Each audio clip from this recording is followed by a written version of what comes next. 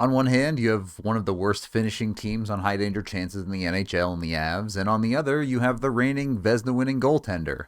What did you think was going to happen? Avs lose to the Winnipeg Jets 1-0. Right off the bat here, Georgiev played great in this game. Full stop. He's been a guy that I am awfully highly critical of, highly praised in this one. Georgiev deserved better tonight. He made multiple fantastic saves, and he stopped all of the ones he was supposed to. The only goal that ended up in the back of his net, there's pretty much nothing he could do about. Unfortunately, the guy on the other end of the ice was still somehow better. A full tip of the cap to Connor Hellebuyck. He just did not give up anything to the Avs. He was that good tonight. And yeah, he might have got a little bit lucky at times, or at least I think he did, but part of being good is getting lucky. Hellebuyck seemingly can do no wrong. The rest of that Jets team, I think, is far less deserving of this win, but they won, so it is what it is. In the simplest terms, I think the Jets were the better team for the first 25 or so minutes of this game. Not by a ton, but by a little. And then in the second half of the game, the Avs completely dominated the Jets in every single way. They just couldn't beat Hellebuyck.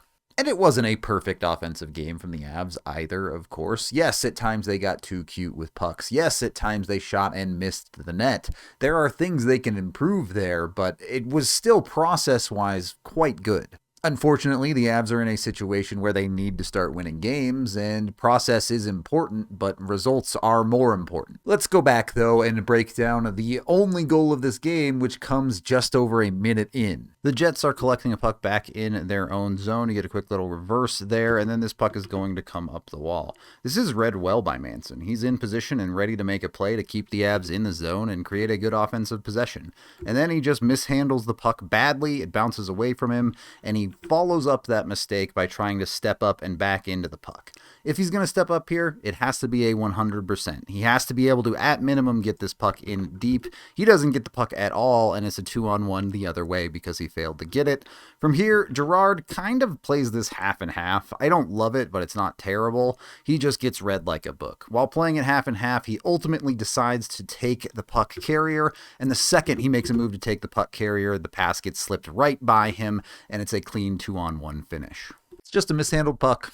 It is what it is. You need a better play there? Absolutely. It's not a 1-0 game if you get even a puck that gets thrown deep into the zone there. You need something more. And I know the Avs don't end up scoring in this game, and honestly, I think they can play better than they did in the first period. Not just those few defensive mistakes early in the game, but throughout the period, I was waiting for a pushback that didn't really come until the second. The Avs need to be able to jump on that earlier, but there's a reality with the Avs lineup right now, and that is they're not as good as other teams. On paper, their lineup is not that good at forward. Yes, they have unbelievably high-end superstars still at the top, and yes, having Arturi Lehkonen back does start to help them, but look at the middle sixes of these two teams and tell me which one is better. It's the Jets, for sure. And that's why I find the second half of this game highly encouraging from Colorado, because even with that disparity, the Avs took it to this team in a close game, 1-goal difference.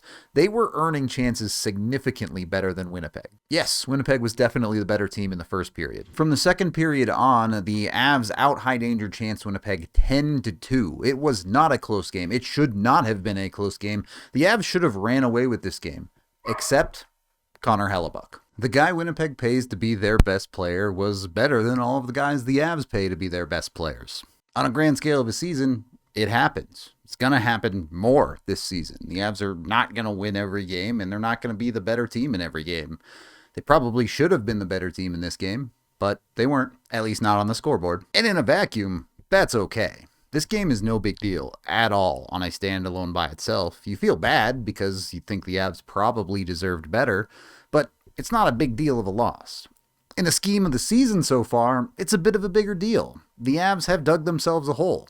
They're now back to 2 games below 500, and they're quickly running out of rope for losses that they can afford. I don't think they're in trouble. I think they're going to get healthy and they'll be just fine. But I do think if they lose a couple of more games, that could change quickly. If you wanted more from the Avs stars tonight, I think that's fair enough. You pay them to get the Avs on the board, and they did not do their job in that regard. But I also think that if the Avs play like this on a consistent basis, they're going to win a lot of hockey games. Certainly if they get that goaltending. So, I don't know. I think the Avs are a good team, but they keep finding ways to lose. Sometimes it's not their fault, whether it's injuries, whether it's the opposing goalie standing on their head, whatever it might be. You cannot keep doing that for the entire season. You can't really keep doing it for another 10 games. If you get to game 25 of the season and things like this are still happening, the Avs might have to take a serious look at themselves. I don't think that will happen, but it could. Yeah, it's a 1-goal game. I don't really have much more to say about this one. So thank you for watching. I always appreciate everyone who tunes in to these. Seen a lot of positive comments lately. I just want to tell you guys I appreciate y'all. I see all the comments in there, even the trolls and all of that stuff. I see y'all too. I am Rudo, and I don't like 0 goals.